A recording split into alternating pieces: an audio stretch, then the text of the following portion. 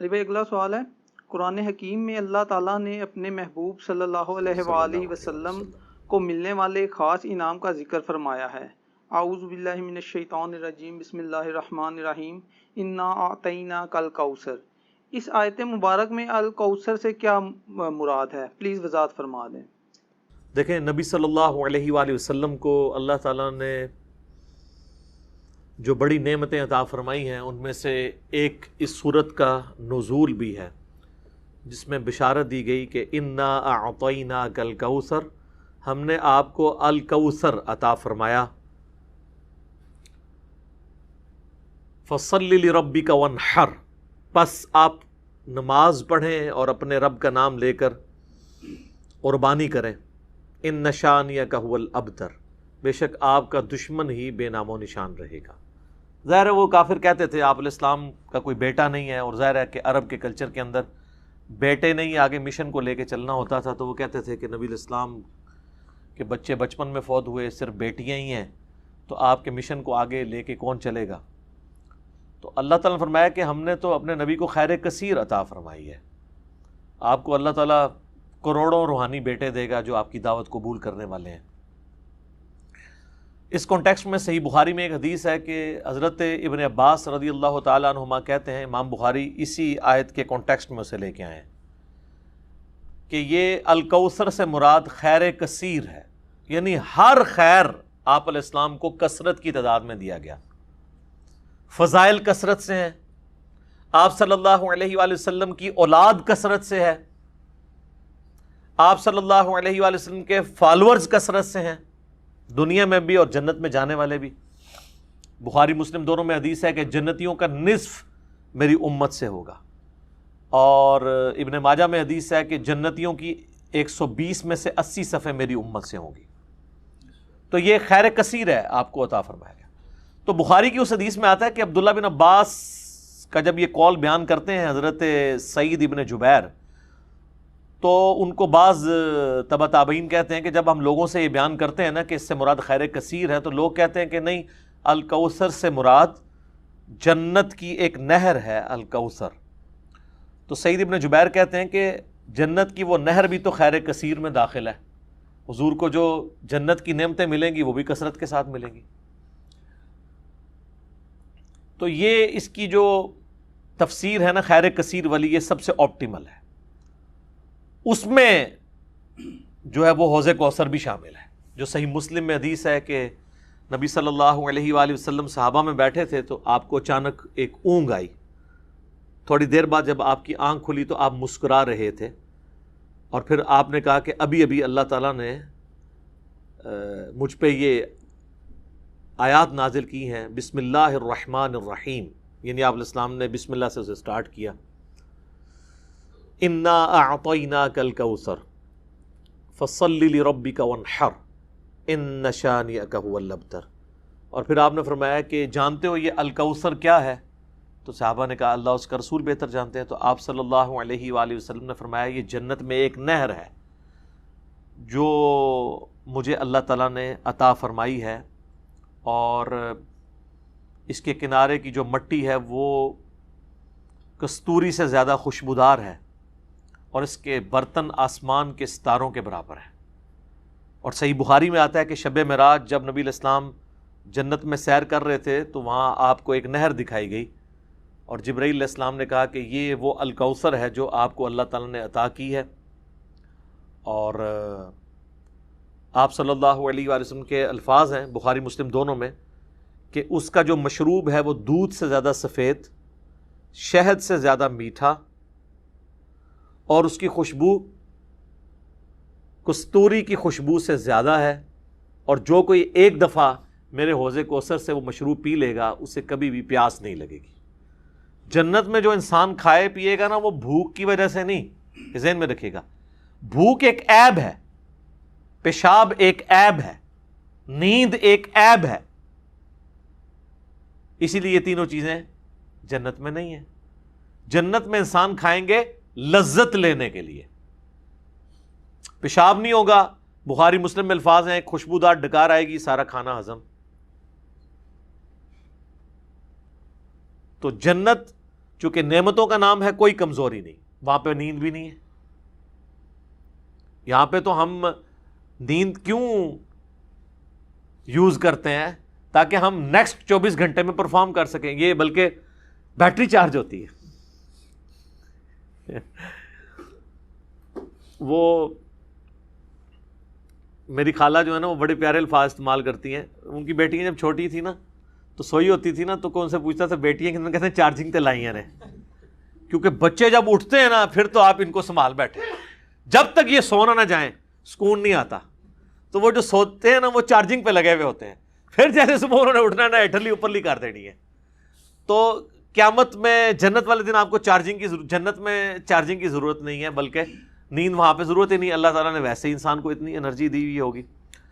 تو لہٰذا آپ علیہ السلام کا جو فرمان ہے نا کہ جو ایک بار پیے گا وہ کبھی پیاسا نہیں ہوگا. تو کسی کے ذہن میں خیال آ سکتا ہے کہ پیاسا نہیں ہوگا تو پھر پانی کی لذت کیا؟ وہ اللہ تعالیٰ نے جنت کی نعمتوں میں لذت ہی اتنی رکھی ہے کہ انسان لذت کی وجہ سے اس کو استعمال کرے گا. اور پھر انہی احادیث میں بخاری و مسلم کے موجود ہے کہ میرے حوض کوثر پہ پھر ایسے لوگ بھی لائے جائیں گے جنہیں میں پہچانتا ہوں گا، اور جب میں انہیں مشروب پلانے لگوں گا تو میرے ان کے درمیان ایک آڑ قائم کر دی جائے گی. تو میں کہوں گا یہ تو میرے صحابہ ہیں، اصحابی اصحابی. امتی والی روایتیں بھی ہیں بخاری مسلم میں، اصحابی والی بھی ہیں.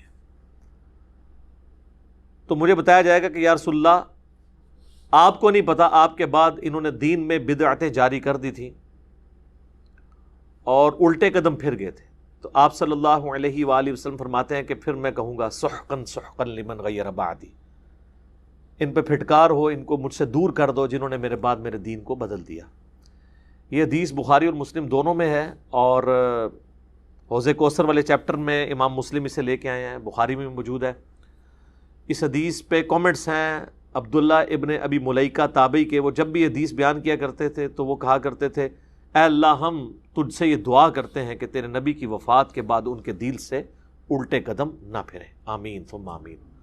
تو اللہ تعالیٰ ہمیں حوض کوثر پہ آپ صلی اللہ علیہ وآلہ وسلم کے مبارک ہاتھوں سے مشروب نصیب فرمائے.